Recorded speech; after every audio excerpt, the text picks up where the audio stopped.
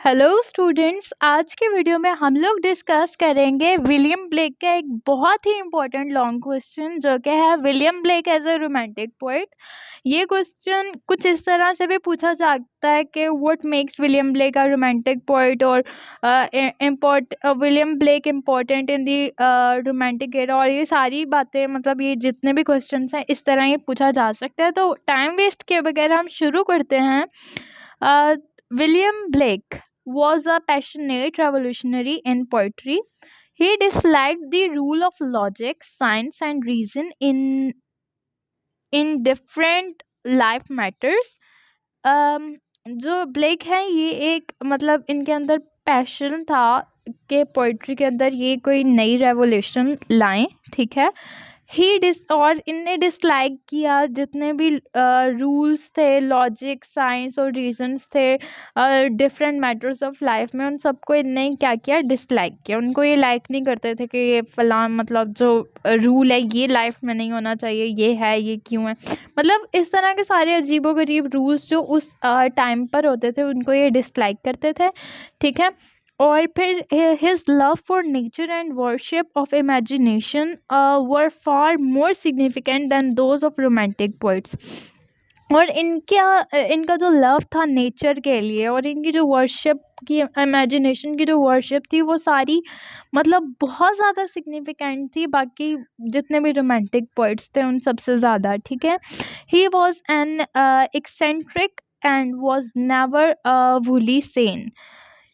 His early poetry, no doubt, is musical and straightforward। इनकी जो early poetry थी मतलब उसमें कोई डाउट नहीं है कि वो म्यूज़िकल थी और स्ट्रेट फॉरवर्ड थी, मतलब शुरू में ही इस तरह के लिखते थे, ठीक है।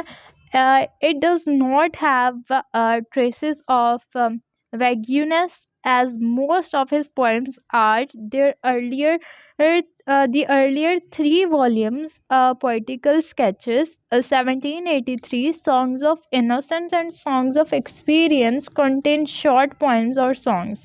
और ये जो सॉन्ग्स ऑफ इनोसेंस है और सॉन्ग्स ऑफ एक्सपीरियंस है ये इनके बहुत ही ज़्यादा फेमस वर्क्स हैं, ठीक है। जो भी लिटरेचर का स्टूडेंट होता है वो इनको पढ़े बगैर लिटरेचर की अपनी डिग्री कंप्लीट नहीं कर सकता।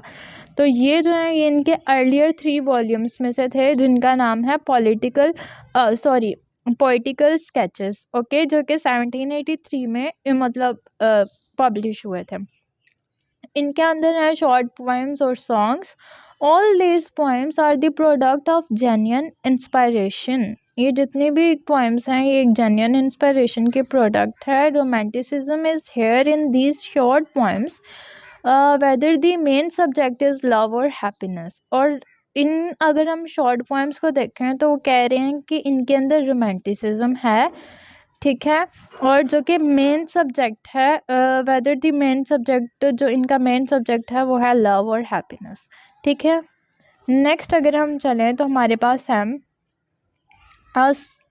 एक छोटा सा पैराग्राफ है songs of innocence and songs of experience के हवाले से, कि जो सॉन्ग्स ऑफ इनोसेंस हैं और सॉन्ग्स ऑफ एक्सपीरियंस हैं are a study in contrast to different values of life. ये लाइफ की स्टडी है, लाइफ की डिफरेंट वैल्यूज़ की स्टडी है, ओके, इन दोनों सॉन्ग्स में। In the songs of innocence, अब सॉन्ग्स ऑफ इनोसेंस में वो कहते हैं the universe is seen through the eyes of a child. जो सॉन्ग्स ऑफ इनोसेंस है उसमें वो यूनिवर्स को एक मतलब एक जो छोटा बच्चा होता है उसकी आंख से देखकर बयान करता है, ठीक है।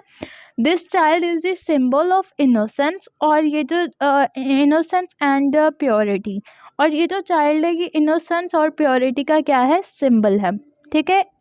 It is felt through its senses and judged through its heart. और ये फील होता है कि मतलब जो सॉन्ग्स ऑफ इनोसेंस में है ना उसने जितना कुछ लिखा है वो सारा मतलब उसने जो फील किया है अपने सेंसेस से और जज किया है अपने हार्ट से, उसको उसने किस में लिखा है, सॉन्ग्स ऑफ इनोसेंस में, ठीक है।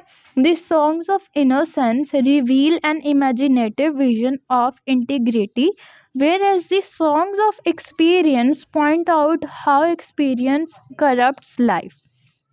जो सॉन्ग्स ऑफ इनोसेंस है उसमें अब इमेजिनेटिव विजन है और इंटीग्रिटी है, ठीक है। और जब हम इसमें चले जाते हैं सॉन्ग्स ऑफ एक्सपीरियंस में, तो इसमें जब एक मतलब जब कोई बच्चा इस माशरे में आता है और वो सारी चीज़ें एक्सपीरियंस करने के बाद उसकी लाइफ जिस तरह करप्ट हो जाती है, क्योंकि मतलब जो चीज़ें वो एक्सपीरियंस करता है ना वो उसके अंदर बहुत ज़्यादा चेंजेस लाते हैं, और वो उसको एक मतलब उसकी लाइफ को क्या कर देते हैं, करप्ट कर देते हैं। मतलब कोई मतलब जो छोटे बच्चे होते हैं, कोई पैदा चोर तो नहीं होता ना, उसको माशरा बनाता है। कोई झूठा नहीं पैदा होता, मतलब कोई बच्चा झूठा नहीं होता, उसको माशरा बनाता है। तो उस सारी चीज़ों को जो एक सोसाइटी से वो बच्चा मतलब क्या कहता है एक्सपीरियंस करेगा, उसको उसने किस में लिखा है, सॉन्ग्स ऑफ एक्सपीरियंस में।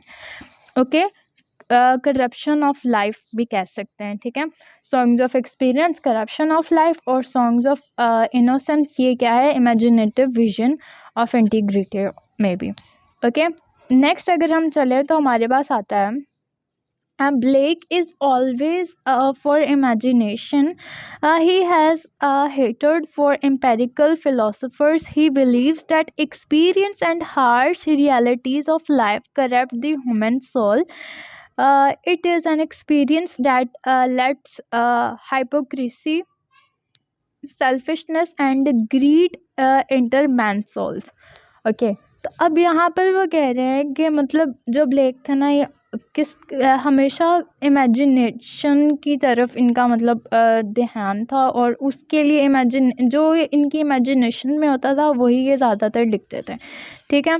मतलब ये मतलब रियलिटी पर लिखते थे, लेकिन सबसे ज़्यादा ये इनने किस पे लिखा, इमेजिनेशन पे, ठीक है। उसके बाद इनको हेट थी एम्पिरिकल फिलोसफर्स से जो बस बड़ी बड़ी छोड़ते थे और रियलिटी से, इमेजिनेशन से मतलब कुछ मतलब जिसका कोई ताल्लुक ही नहीं है किसी भी एंगल से ना, उनको ये क्या करते थे, हेट करते थे, उनके ये बहुत बड़े हेटर थे। और ये बिलीव करते थे कि जो एक्सपीरियंस है वही लाइफ को करप्ट करता है, वही ह्यूमन सोल को करप्ट करता है। और मतलब उनकी जो एक्सपीरियंस की हार्श रियलिटीज़ होती है ना, वही करप्शन ऑफ लाइफ का सोर्स है, ठीक है। और एक्सपीरियंस ही इंसान के अंदर ग्रीड लेके आता है, सेल्फिशनेस लेके आता है, कोई पैदाइशी ऐसा नहीं होता, ठीक है। और वो ह्यूमन सोल को इस मतलब इस लिहाज से एक मतलब बहुत ही इनोसेंट और प्योरिटी वाली सोल कह रहे हैं कि जब वही ह्यूमन जब चाइल्ड होता है, लेकिन जब वो बड़ा हो जाता है, जब वो इस माशरे की मतलब सोसाइटी की सारी चीज़ें एक्सपीरियंस करता है, तो वही क्या हो जाता है, सेल्फिश हो जाता है, ग्रीडी हो जाता है, ठीक है, वो करप्ट हो जाता है। It is the central theme of the songs, और यही क्या है, सेंट्रल थीम है इन दोनों सॉन्ग्स की। और ये जो theme of the songs of experience और इनोसेंस, ये भी एक बहुत ही इम्पोर्टेंट लॉन्ग क्वेश्चन है, ठीक है। नेक्स्ट अगर हम देखें तो हमारे पास है Blake shows what innocence means, और ब्लेक ने मतलब दिखाया कि इनोसेंस का क्या हकीकत में मतलब है। और in the second it is corrupted and destroyed, और सेकंड मतलब एक्सपीरियंस में उसने क्या बोला, मतलब कि उसने कहा कि एक्सपीरियंस क्या कर देता है, इसी इनोसेंस को करप्टेड कर देता है, इसको डिस्ट्रॉयड कर देता है। नेक्स्ट हमारे पास है For him, childhood is both itself and a symbol of a state of the soul that may exist in maturity. His subject is the childlike vision of existence. For him, all human beings are, in some senses and at some times, the children of our divine Father, but experience destroys their innocence. Okay, तो यहाँ पर फिर वही line आ रही है कि experience किसको destroy कर देता है, इनोसेंस को। एक्सपीरियंस ही हमारे इस वर्ल्ड में इतना हार्श होता है जो कि हमारी इनोसेंस को क्या करता है, डिस्ट्रॉय कर देता है। और यही मतलब सारा कुछ है ब्लेक की इस पोइट्री में। नेक्स्ट अगर हम देखें, Blake feels tenderness, purity, beauty and joy in the world. मतलब उसने इस वर्ल्ड में टेंडरनेस, प्योरिटी, ब्यूटी और जॉय को भी फील किया है। And the songs of experience are the counterparts of the songs of innocence. The songs of innocence sing of the childhood and are experienced though the mouths of babies and sucklings. They are in the form of nursery rhymes. They are easily sung by children. They do not have any philosophical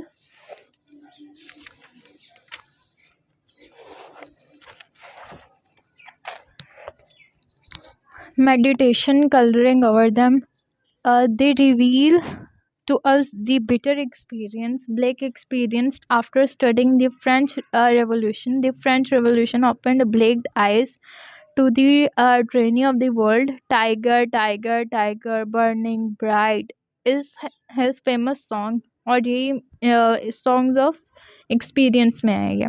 According to Blake, the world of innocence consists of divine qualities. He sets up the brotherhood creed in mercy, pity, peace, and love, the center of his gospel.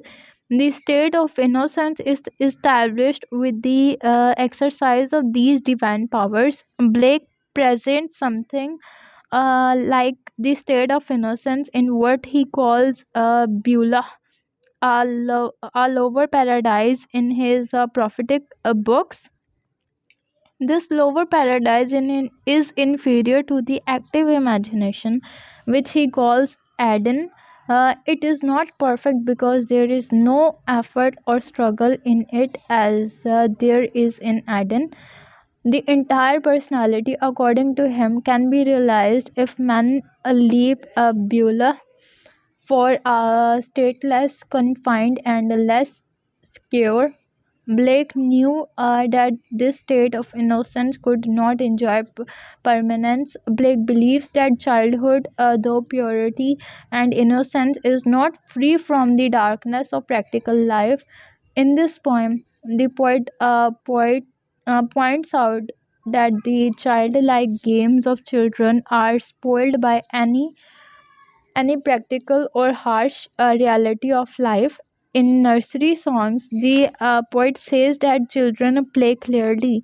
They play until the light fades and it is the time to go to bed. But in the second nurse's song, we find how experience marks the spirit of these games. Of their games, the children are reminded that they have played enough and must come home now. They are warned not to waste their time. This harsh voice spoils the pleasure of their paradise. He was the greatest anticipator of the Romantic revival. He had hardly exercised any influence on his contemporaries. He was looked down upon as eccentric and insane. It was only later that he was recognized as a mystic visionary. Like a madman, he lived in a world of his form, that of imagination and mystery. To him, the unseen and unreal alone were real. Wordsworth said the right thing about him in his remark that the madness of Blake interests us more than the sanity of the other men. Thank you so much.